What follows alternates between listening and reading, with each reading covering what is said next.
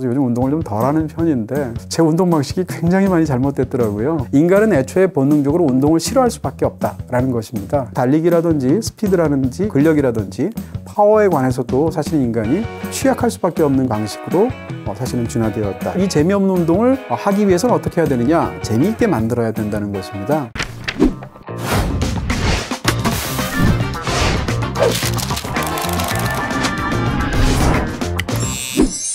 BTV 이동진의 파이학회 안녕하세요. 저는 이동진입니다. 많은 분들이 건강이 최고야 하시면서 운동을 새로 시작하시는 경우가 굉장히 많죠. 근데 운동에 관해서는 작심삼일인 경우가 무엇보다도 많을 것 같고요. 귀찮고 힘들고 이런 여러 가지 이유들 때문이겠죠. 인간이 왜 운동을 이토록 싫어하는 걸까에 대한 궁금증을 가질 수밖에 없습니다. 오늘의 주제는 우리가 운동을 싫어하게 되는 인류학적인 이유, 그럼에도 불구하고 운동을 해야 되고 또 기왕이면 더 재미있게 잘하려면 어떻게 해야 되는지에 대한 방법을 여러분들께 설명드립니다. 물론 저는 말왕이라든지 김계란이라든지 이런 사람이 아니기 때문에 테크니컬한 측면에서 말씀드리지 않을 거고요. 제가 책에서 본 대로 학문적인 이유를 여러분들께 제시하도록 하겠습니다. 오늘 드리는 이야기의 상당 부분은 하버드 대학교의 생물학과 교수이기도 하고요. 유명한 인류학자이기도 하죠. 데니얼 리버만이라는 그 학자의 견해를 주로 해설을 드리겠다 이렇게 말씀드리겠습니다. 네, 인류학에서는 진화의 과정 속에서 인간이 불필요한 신체 활동을 하지 않는 쪽으로 진화되었고 그렇게 선택되어 왔기 때문이다 라는 굉장히 흥미로운 설명을 합니다. 그 유인원들은 인간의 조상으로 삼고 있는 경우에는 열대우림에 주로 이제 나무 위로 올라가서 열매를 따먹는 방식으로 이렇게 살아갔었다는 것인데요. 먹는 음식들이 주로 섬유질이 많은 음식들이고 이러다 보니까 그 섬유질이 많은 음식들은 소화를 시키기 위해서 장기간의 휴식이 필요하다라는 것이죠. 그러니까 게을러질 수밖에 없는 측면이 있을 것이고요. 열대우림에서는 상대적으로 먹을 것이 풍부하기 때문에 먹을 것을 찾아서 멀리까지 이동할 필요가 없다라는 점도 굉장히 중요하다고 합니다. 더군다나 이제 또 침팬지를 우리 인간하고 비교를 하게 되면 침팬지가 걷는 데 들어가는 에너지가 인간이 걷는 데 들어가는 에너지를 2배 이상을 써야 된다는 것인데요. 신체 구조 때문에. 왜냐하면 나무를 타기에 최적화되어 있기 때문이라는 것이죠. 그러니까 상대적으로 걷는 거나 뛰는 것이 더 힘든 운동이라는 것인데요. 이런 조상을 갖고 있는 인간의 경우에는 상대적으로 몸을 덜 쓰는 게 유리하는 쪽으로 진화되어 왔다 이렇게 말씀드릴 수가 있다는 거죠. 그것이 이제 해성이 충돌해서 이거든 환경적인 재난을 겪어서이든 점점점 나무와 숲이 없어지는 그런 환경 속에 인류가 처하게 되었고 인류의 조상들이 수렵과 채집을 하는 것이 생존과 생식에 훨씬 더 유리한 환경으로 인간의 삶이 바뀌게 됩니다. 근데 이전과 달리 수렵과 채집을 하게 되면서부터 인간은 상대적으로 훨씬 더 많은 에너지가 필요합니다. 훨씬 더 많이 이동을 해야 되니까. 그래서 훨씬 더 많은 열량을 얻어내는 방식으로 인간의 삶이 점점 바뀌게 됩니다. 대표적으로 이제 아이를 키우게 되는 암컷과 여자의 경우를 한번 비교를 해서 말을 할 수 있을 것 같은데요. 침팬지의 경우에는 열량을 하루에 1400칼로리를 쓰게 된다는 것이죠. 대략 5년에서 6년에 한 번 정도씩 새끼들을 낳는 것이 이 생식에 가장 유리한 방식이라고 합니다. 그런데 인간이 수렵과 채집을 하고 나서부터 인간은 점점 열량을 필요하게 되고 엄마의 경우에 대략 필요한 열량이 2400칼로리 정도라고 하죠. 침팬지보다는 훨씬 더 많이 늘어나게 되는 것인데요. 그러니까 3년에 한 번 정도 아이를 낳는 것이 생존과 생식이 훨씬 더 유리하게 바뀌었다라는 것입니다. 인간은 조상 자체가 상대적으로 몸을 가장 덜 쓰도록 만들어진 그게 생식과 생존에 유리한 종이었는데 점점 많은 에너지를 쓰는 방식으로 바뀐 것이죠. 바로 그런 측면 때문에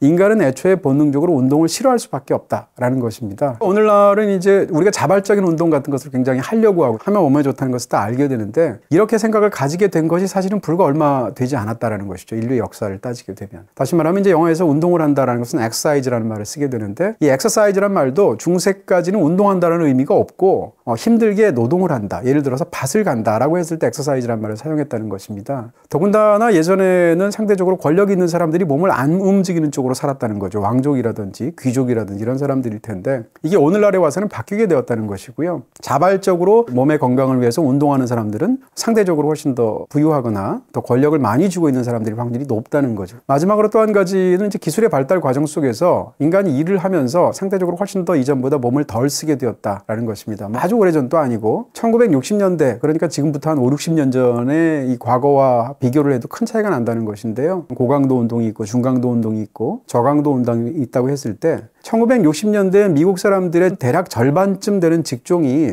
중강도 정도의 운동을 요구하는 그런 직종이었다는 거죠. 그런데 이것이 지금은 저강도 이상을 요구하게 되는 그런 직종이 전체 직종의 20%가 채 안 된다는 것이죠. 이런 걸로 보면 인간의 직업 자체가 상대적으로 몸을 안 쓰는 방향으로 점점 많아지게 되었다. 또 한 가지는 앉아있는 시간들이 대폭 늘어나게 되었다는 거죠. 현대 오면서 60년대랑 비교를 하면 하루 중에 앉아있는 시간 자체가 40%가 늘어났다고 합니다. 어마어마하게 늘어났다고 할 수 있을 텐데, 더군다나 19세기, 18세기 이럴 때는 등받이가 없는 의자에 앉거나 쪼그려 앉거나 아니면 아예 그냥 땅바닥에 앉았다는 것이죠. 등받이가 있는 의자에 앉을 때랑 바닥에 쪼그려 앉거나 그냥 땅바닥에 앉을 때는 사용하는 근육의 경우가 완전히 다르다고 하고요. 등받이가 있는 의자에 앉을 경우에 상대적으로 훨씬 더 신체 활동이 줄어드는 그런 방식도 있다는 것이죠. 더군다나 앉아있게 되면 여러 가지로 이제 몸에 안 좋은 일들이 벌어지게 되는데, 앉아있는 기간 동안에는 일단 신체 활동을 제대로 할 수 없으니까 운동을 그만큼 못하는 것이고요. 이제 염증의 반응 같은 것으로 보게 되면 인간의 어떤 그 면역 체계 자체가 자기 자신을 공격하는 그런 부작용 같은 것이 벌어지게 된다는 것이고요. 그 혈관 속에 있게 되는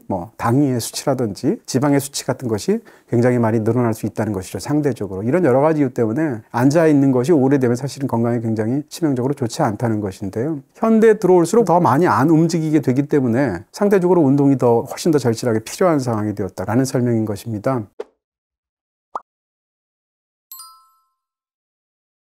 시작하기가 힘들어서 그렇지 운동을 본격적으로 하게 되면 우리 모두 다 개운한 어떤 마음을 갖게 되고 운동하길 잘했다라는 생각 같은 것을 하는 경우가 많습니다. 보상체계 때문이죠. 뇌에 있는 신경 전달 물질, 도파민이라든지 세로토닌이라든지 엔도르핀 같은 것들 때문인 건데요. 인간의 보상체계 자체는 굉장히 독특해서 운동을 하고 있는 중간에만 나온다라는 것이죠. 그러니까 침대에서 와 운동하고 싶다라는 마음이 안 든다는 겁니다. 근데 막상 운동을 하면 기분이 좋아지는 이유는 그때 나오기 시작하기 때문이라는 거죠. 그 다음에 이 운동을 하면 할수록 보상체계가 발달하게 되어 있다는 것이죠. 더 필요한 사람들은 운동을 더 안 하게 되고, 운동을 그렇게까지 할 필요가 없는 사람들은 운동을 또 적극적으로 하게 되는 상황까지 도달하게 된다는 것이죠. 바로 그런 이유 때문에 비만인 사람들이 뇌에서의 도파민 수용체의 수도 적고 또 도파민의 활동량도 떨어진 것으로 되어 있습니다. 왜 인간의 뇌에서의 보상체계는 이런 식으로 생겨먹었을까라는 생각을 하게 될 텐데, 그것은 인류의 오랜 역사를 통해서 볼 때 특히 수렵채집의 단계에서는 인간은 끊임없이 움직이면서 살 수밖에 없었을 것이고, 수렵채집인이 활동량을 현대의 미국인하고 비교한 통계가 있는데 매일 하루에 1시간씩 적극적으로 운동하는 미국인이 있다고 치면 그게 과거에 수렵채집했던 사람들의 하루의 신체 활동량하고 비슷하다라는 것이죠. 그러니까 인간의 몸은 한 번도 이렇게까지 몸을 잘 안 쓰는 사람들을 상대로 해서 보상체계를 발달시켜 본 적이 없다는 것이죠. 결국은 어느 단계까지는 하기 싫어도 계속 해야 된다는 뜻이겠죠. 5개월하고 6개월하고 해서 어느 궤도 올라가면 운동하는 게 재밌는 김종국 씨 같은 상황이 되지 않을까 싶습니다. 우리가 운동을 하면서 기르게 되는 것은 이제 근력이 있을 것이고요. 파워가 있을 것이고 스피드가 있겠죠. 근데 인간의 몸 자체가 사실은 스피드나 근력이나 파워를 증강하는데 불리하도록 되어 있다는 거죠. 진화의 과정 속에서. 스피드의 경우에는 인류 역사상 가장 빨리 뛴 사람이 우사인 볼트겠죠. 우사인 볼트의 세계 신기록을 속도로 한번 바꿔버리게 되면 100m를 뛰었을 때 평균 시속이 37km라는 것입니다. 거기다가 순간적으로 가장 많은 속도를 내는 어떤 단계가 있겠죠. 가장 빨리 뛴 순간적인 속도는 45km라는 것이죠. 이게 엄청나게 빠른 속도처럼 보이지만 자연 전체로 보면 그게 굉장히 보잘것없는 수치라는 것입니다. 예를 들어서 회색곰과 우사인 볼트가 달리기 시합을 하면 회색곰이 이긴다는 얘기인데요. 이런 것을 보면 사실은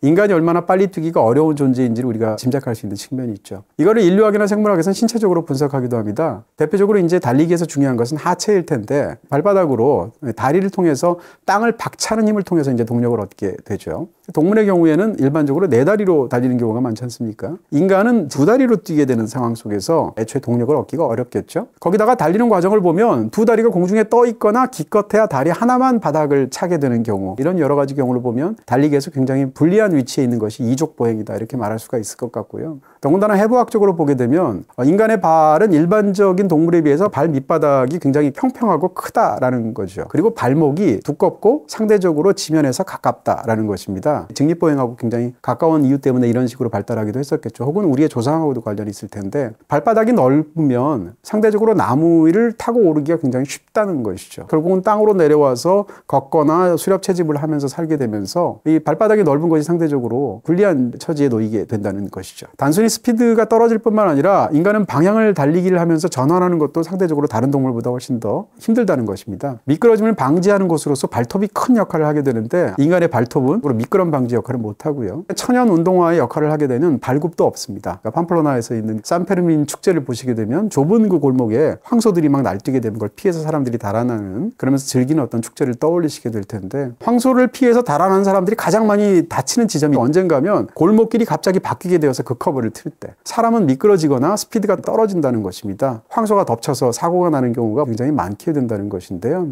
저는 책에서 그 얘기를 보면서 가장 먼저 떠올렸던 게 추격자에서 여러분이 골목길에서 추격전을 벌이는 유명한 장면을 보면 하정우 씨가 급 커브를 들어서 극중에 이 달리기를 하는 순간 미끄러져서 넘어지죠. 그러자마자 일어나서 다시 질주하는 굉장히 유명한 장면이 있는데 제가 나중에 들은 바에 따르면 그것은 NG였다고 하죠. 근데 이제 촬영이 계속되기 때문에 그렇게 용감하게 뛰었던 것인데요. 바로 그 상황에서 알 수 있는 것처럼 전력 질주를 하는 인간이 그 커브를 틀게 되면 넘어질 확률이 굉장히 높다는 것입니다. 인간은 달리기라든지 스피드라든지 이런 것들에 대해서 취약할 수밖에 없는 그런 신체 구조를 가지는 방식으로 사실은 진화되었다. 이렇게 설명하는 것이죠. 이거는 근력과 파워도 마찬가지입니다. 얼마나 많은 힘을 내느냐, 그 힘을 얼마나 재빠르게 내느냐, 신속하게 내느냐, 이 두 가지를 이제 구분을 하게 된다고 했을 때, 사실은 일상생활을 사는 입장에서는 근력보다는 파워가 더 중요하다는 것입니다. 일상에서의 신체 활동을 하게 될 때 중요한 것은 장바구니를 든다든지 물건을 옮긴다든지 의자에서 일어난다든지 그 일을 신속하게 반복하면서 재빠르게 할 수 있는 능력이기 때문에 근력을 키우는 것보다 파워를 키우는 것이 훨씬 더 도움이 된다라는 것인데요. 우리는 이제 현대에서는 멋지다 이렇게 생각하는 경향이 있어서 근력을 과감하게 키우게 되는 것인데요. 또 데니얼 리버만 같은 사람의 그 견해에 따르면 적당하게 생활할 수 있을 정도의 근력만 있으면 되지 과도하게 근력을 피울 필요가 사실은 없다라는 어떤 주장들을 하고 있는 것이죠. 수렵채집인들은 지금도 있으니까요. 그들에 대한 관찰이나 아니면 인류학적인 어떤 그런 그 연구 결과에 따르면 수렵채집인들이 그렇게 근육이 발달하지 않았다라는 것입니다. 근력이 그렇게까지 많지 않았다는 뜻인 건데요. 근육이 많다라는 얘기는 에너지 소비가 많다는 것이고요. 그렇게 에너지 소비가 많은 근육을 과도하게 갖고 있으면 오히려 생존 전략에 있어서 불리한 경우가 많다는 것입니다. 그런 측면에서 본다면 근력이라든지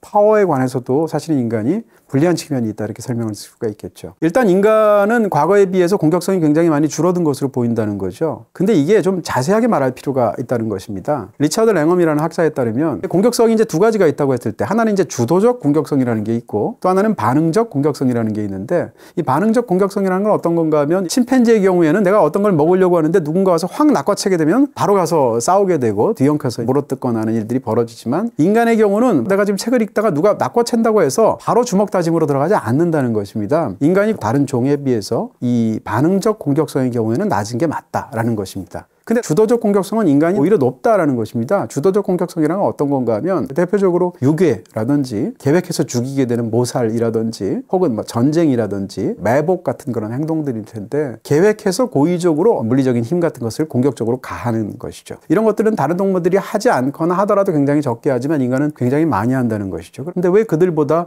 반응적 공격성이 줄어들게 되었는가? 여기에 대해서 이제 몇 가지 학문적인 견해가 있는데요. 가장 일반적으로 이야기할 수 있게 된 것은 인간이 아까도 말씀드린 것처럼 이족 보행을 하고 여러 가지 이유를 통해서 느려지게 되고 체력적으로도 약해지게 되었다는 거죠. 근데 그 대가로 인간이 얻게 된 것은 뇌가 커지게 되고 사회성을 발달시키는 방향으로 생존이나 생식에 유리한 쪽으로 진화하게 되었다는 것. 그런 과정 속에서 이 반응적 공격성이 줄어들게 됐다는 것이고요. 두 번째 견해로 말하는 것은 대략 한 10만 년 전쯤에 발사무기를 인간들이 발명하는 것으로 됩니다. 창이라거나 활과 화살이겠죠. 이 발사무기를 인간이 가짐으로 인해서 인간의 근력이라든지 이런 것들이 덜 중요하게 되었다는 것입니다. 싸울 일이 많거나 그것이 굉장히 중요한 어떤 그런 목적이 되게 되면 그 동물이 이제 체구를 키움으로써 거기서 이제 맞서는 방식으로 이제 발달하게 되는 것인데요. 10만 년 전에 발사무기가 발달되기 전에는 이 남자와 여자 사이의 체구의 차이가 대략 50%까지 차이가 났었다는 거죠. 그런데 지금 인간은 남자와 여자의 체구 차이가 한 15% 정도 난다고 하거든요. 물론 남자가 체구가 크지만 발사무기의 발달 자체가 인간의 근육을 키우고 체구를 키울 필요를 상대적으로 훨씬 더